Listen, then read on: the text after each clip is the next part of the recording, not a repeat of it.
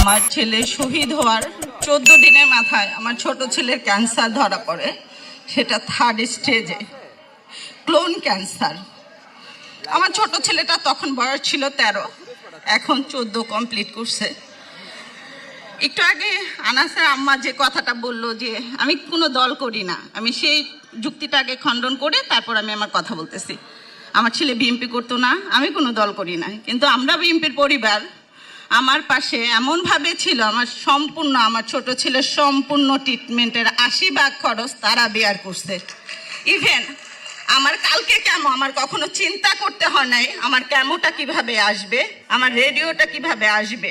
আমরা বিএমপির পরিবারের রোমান ভাই, মিথুন ভাই 1-2 দিন পর পর আমার জিসানের আমার খবর নিছে। আমার এই ছোট ছেলের 2টা সার্জারি হয়েছে, সম্পূর্ণ খরচ আমরা বিএমপির পরিবার বহন করছি। আমি এর আগে অনেক বক্তৃতায় বলছি আমার ছেলে বা আমি কোনো রাজনীতি করি না। আমার ছেলে যদি রাজনীতি করতো তাহলে ক্যান্টনমেন্টের কলেজে সে কখনোই পড়াশোনা করার সুযোগ পাইতো না।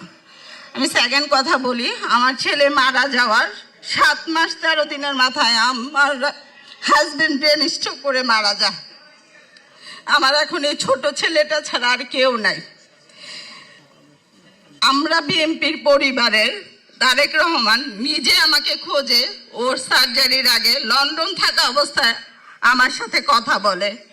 ইভেন উনি বলে আপনার ভাইরা যেমন আপনার পাশে আছে, আমি ইনশাল্লাহ আপনার পাশে থাকি, যেখানেই থাকি। এটা তো কোনো রাজনৈতিক দলের পক্ষ থেকে আমি পাই নাই, আমি মানুষ হিসেবে ওনার কাছে সাহায্য পেয়েছি। আমার মতো সাধারণ মানুষ ওনাকে কোনোভাবেই টেস্ট করতে পারতো না। উনি যদি আমাকে টেস্ট না করতো, আমার পাশে না দাঁড়াতো, আমার দিন শেষে বলতে হবে আমরা বিএনপির পরিবার কোনো রাজনীতির সাথে, আমার দিক থেকে আমি মনে করি তারা পক্ষপাতিত্ব করে নাই। আমি বিগত 17 মাসে ওনাদের কাছ থেকে যে সাপোর্টটা পাইছি, আমি আমার কৃতজ্ঞতা বোধ থেকে, আমার দায়িত্ব বোধ থেকে, আমার আনুগত্য থেকে আমার স্বীকার করতে হবে আমরা বিএনপির পরিবার ভবিষ্যতেও আমাদের এই শহীদ পরিবারের পাশে ইনশাল্লাহ থাকবে।